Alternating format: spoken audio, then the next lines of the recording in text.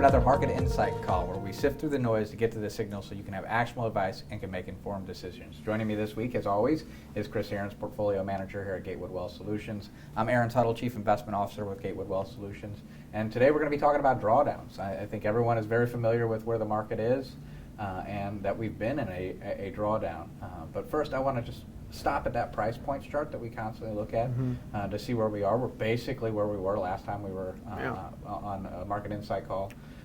Any thoughts on where we are? Yeah, just since there was a little bit of a little fear since our last call, but then we had the 7% rally off the lows in the last week, but again, pulling back a couple percent lately. Not too much interesting in the recent charting for me. I know we got big market movers coming in the next few weeks. Later this week, we have an inflation read on PCE. That's certainly going to be a market mover if we come in lower than that 0.3 on the monthly core read. That's really what the market's looking for, is to see that there'll be strong reaction, and opposite if it's a miss. Right. And then we have earnings starting later this month. Right, and the reason that if inflation is down is because people would think the Fed can be more accommodative and interest rates are not going to increase, so that would be good news from the market standpoint. But as you're pointing out, what appears to be another relief rally. I would say there's been 3 or 4 solid relief rallies since the previous high, and this one is likely to be another relief rally. We continue to look at support at 3,500, and the reason that there would be support there, that we often talk about this, I want to kind of talk about how the market views this, is they're looking to previous retracements, they're looking at where the market had settled before, and a lot of people would be looking at 3,500 saying, well, considering all this in the past, this would be a good place to buy the market. And typically you'll get a bounce because there are more people wanting to enter the market. It's kind of basing there. But if there is a momentum, it would go back again, want to retest that support, see if there's buyers. If not, it'll move down, and then everyone will start to shift their view on a new price point. So 3,500 would be a place that we'd want to begin being aggressive. Think about it taking a bite of the market. If you have cash, you start to add that into the market. And then at 3,200, whether that holds or not, we would be well below average PE ratios. Historically, the market would be relatively cheap, and it would probably be a short dip below it, and a really solid footing to begin to have a recovery in the market. So may not be the low, but that would be a place that we would advocate adding risk, becoming more aggressive, and starting to buy the market, because historically speaking, it would be undervalued. Right. Yeah, those are really the ranges that people are mainly looking for with recession, right? Once we start getting closer, if recession's getting priced in even more, you're starting to see below 3,500. And then the question is, how long is recession going to last? How deep will it be? And that's when you're going to get closer to that 3,200 when you start seeing that maybe it's going to last longer. Again, to be determined on those. Another way to look at it is, which we'll do, is just like the typical pullback in the market. That would be a typical pullback with a recession. So we'll get into that, but people would say, on average, we've seen the worst of it.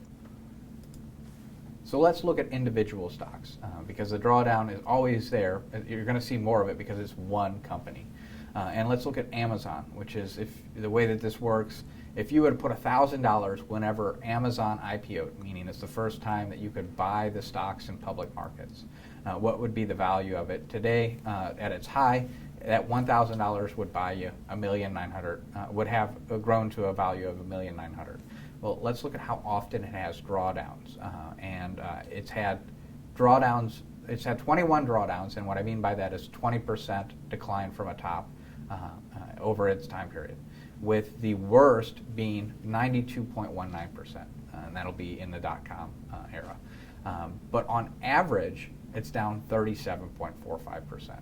So it's not unheard of to see drawdowns in these individual stocks. It's just part of the individual stock. Now, let's look at the average recovery. And so you had an average drawdown of 37%. The average recovery is 270%, and the best recovery would be 758%. So it is not unusual to see stocks come down 70, 80%, especially if they have a lot of growth potential. Once again, you would have disliked every drawdown and would say, probably not going to be able to come back. Are we going to be able to hit these new highs? There would be doubt. But once again, that $1,000 would be worth $1.9 million at its high on its previous high for Amazon.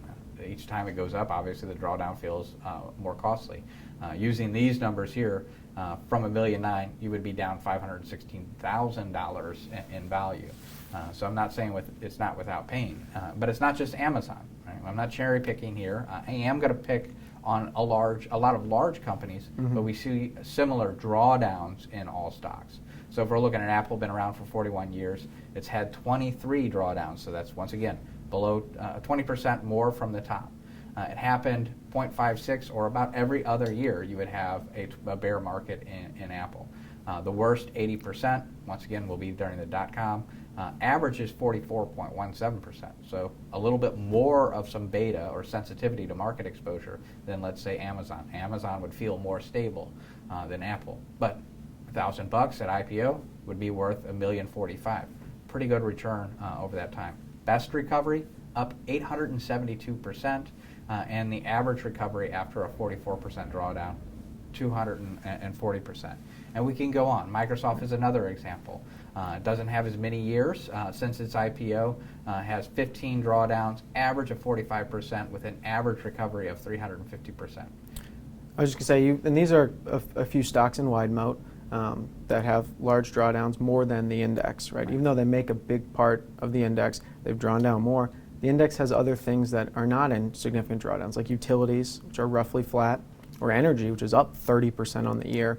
Even though those are small weightings, under 10% of the index, it's still supportive of the index versus these stocks. Right, and these are also some of the best performing stocks that are now in the index. But to your point, we could go, so I'm going to skip through Google and Facebook, all of which have similar profiles. They all look the same. But if we were to go to Home Depot, we would see similar drawdowns. So it happens about every other year where they have 20%. Since its existence, it's had 18 drawdowns, average drawdown 45%, best recovery 870, average recovery 300%. So it's the need to diversify and have these because, as you're saying, energy is going to have similar drawdowns as tech, but it's probably not going to happen at the same time. They may actually do the opposite as they have on this drawdown, where energy has been rallying. So that's one of the reasons you want diversity, especially across different sectors. And one of the reasons that we want to hold 10 to 20 individual stocks in different sectors is in that you start to get a lot of that idiosyncratic risk or the stock-specific risk. So you don't see drawdowns of 40, 50, 60%, or even 80% that you do in the individual stocks. Your portfolio is not going to draw down that much. It's going to look more like a 20 or 30% drawdown. And United Health also similar makeup. And if we just kind of look at those tech stocks to show that this drawdown, though painful, because when we're looking at it here, each time we're looking at a new cell, it's 1 second, we go to the next cell. It's just like, yeah, I can deal with that drawdown. We've been in it for several months. We have no idea where the true bottom is going to be. Experiencing a drawdown is a lot different and a lot more difficult to tolerate versus just looking back historically. Because looking back historically, all these stocks, if you would have bought at IPO, you have substantial amount of return. Even though they've all had similar drawdowns, average drawdown between 30 and 40%. And then if you look at the amount of money, the worst performing because of time basically hasn't had compounded is if you would have bought Facebook at IPO, your $1,000 would be $4,700. Now look at Microsoft though, $1,000 is worth $277,000. All this data is coming from wide charts on historical data. Obviously, it's moved since then, so that's why we're trying to just go from the previous top and not go with current data so that it skews it. So obviously, if you were to buy one of these stocks at that, your return's a little bit different than this data. But those are stocks. You want to look at indexes? Let's go through the index. And really, before pulling up the chart, you've got to talk about the difficult part of sampling. If we're going to look at market pullbacks over time that are significant, you got to decide when you want to start looking at your data. Do you want to include the 20s, 30s, and 40s? It's a tough decision to say if you think time period now is similar enough to the 20s to even compare to it, because those are going to skew your data. They had 3 to 5 year bear markets with 85% drawdowns. So pretty significant. The next question is really, do you wait to see a 20% decline, or is 19% close enough for your data? A lot of these 19%, which we did end up including, did hit 20% on the intraday. They just didn't close there. And then the other part of another sampling is the COVID lockdowns. That was 1 month drawdown. So if you're taking an average, the 1 month pullback, you're going to skew low. So it's difficult to really pull your sampling. But when we went with this chart, and really as a market technician, you like looking back at these things, right? You want to find patterns and say, we can use these patterns. We can look at the averages and it makes sense. But we also do a lot of fundamental analysis where each time period's different. So each period is going to look different. The future is not going to look exactly like the past. So it's just a difficult way when you look at these. Right, and then, one of the things that we try to understand is from the concept of cash up. How much cash do we have? If we were just to look and say, oh, well, 24.3 months, that's the average. Well, as you said, at the moment there's a new one, a new bear market in the data, all of a sudden the average is going to change. Yeah. And it may be 1 month for 2020. I'm sure that reduces the average down substantially. Or you have the 1930s, should you include that. It becomes difficult, and I would say that what you want to caution yourself from doing is trying to optimize or thinking that this is a really sound scientific approach.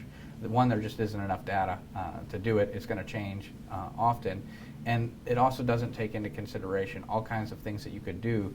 So if you don't start investing or you don't retire in a bear market, instead you retire in a bull market, you're probably going to change your lifestyle because all your planning has gone up, and now you can buy that vacation home that you would not have projected, and you would do it because you now have the assets. Well, it's the same thing. Just as much as you would increase your lifestyle, you could easily just as much decrease your lifestyle until that recovery came. So there's a lot of things that are dynamic, and that if you were to try to say, well, we really need to protect in case of a 1930 or the 1970s where it took 69 months to recover. Because just because you have 24.3 doesn't mean that that's actually what the recovery is going to last. Well, then you would end up adding new types of risk into the portfolio. You may have some downside protection, but then you don't have enough in the market for those short recoveries or any inflationary component. So it's really a trade-off and a general rule of thumb to try to offset this, to say, well, you know what, if we have 24 months of cash going into a market, that gives us a lot of optionality. We can make a lot of changes, and it also takes some of the edge off because you don't feel like you have to sell something for quite some time, and it gives you time. And most of the time, it recovers well within that 24 months. So I do just want to go through it quickly, and just so we can understand how this chart is read, and we could put it in current scenario. We put in the highs in early January, and we hit 20% down June 13th, so 5.5 months in. So length of bear market, if we were to put in a bottom here and start moving up, the length of the bear market would be 5.5 months right now, and the decline was 23%. And then the length of recovery would be how long did it take to get back to those January highs? Unknown at this time. That's why it's not on this chart. But that's how we would read this. And when we look at the average across all these bear markets, you spend about 11 months going down. So almost an entire year going down, putting in a bottom. The recovery is about 19 months to get back to those old highs. So on average, the recovery is a little bit slow. We have some of those longer periods where it's taking much more than 2 years to get back there, which means that average is only about 19 months, year and a half to get back to those highs. And those highs are often, put in during a euphoric time. So getting back to them is very difficult. You can also pull around some of the data. Like we said, you referenced the 70s, significant inflation and some oil issues. You got 2002 tech bubble, and then you have the great financial crisis. You remove those, remove all the bad stuff, you're left with a lot better data. The recovery is much shorter, only about 9 months of recovery time versus the average of 19. And on the chart, they didn't pull out those three. They used down 25%. But I think it's interesting to look at, well, when were there not significant structural issues with the market, like those 3 time periods, and the recovery was about 9 months. Right, and look at I find 1980 really unique because it did 20 months of bear market to bottom, and just 3 months to recovery. And that was a time where interest rates were increased rapidly, but then savings, all kinds of things change dynamically within that time period as inflation was killed off in that recovery. So if you would just use these numbers, that whole formula would be different in that year, and you just don't know what year or what you're going to look like, to your point. And fundamental analysis, every time period is different. Right. And to your point about having the right amount of cash, and trying to avoid these times, whether you're counting the months of not selling during the drawdown, but you could still sell on the way back up, even though it took 19 months to get back to your high. Well, it's still 19 months of general trending up, right, which is what we can see in this slide, just taking all those time periods and saying, after we've hit a bear market, so after we've put in the down 20, what does it look like a year later? That's the far right column, and on average, you're up about 15%. So you didn't get, on average, the 20% back because it takes more than a year to recover on average. So that makes sense, but you have recovered some of it, right? Once you're down 20%, you need 25% to get back to where you were. So you're not quite there, but you are up 15%. And then the outliers are those 3 time periods we referenced, where it was a much significantly longer recovery. Right, and 2001 really isn't that big of a deal, right? It might as well just a couple of basis points or a couple hundred basis points from being positive.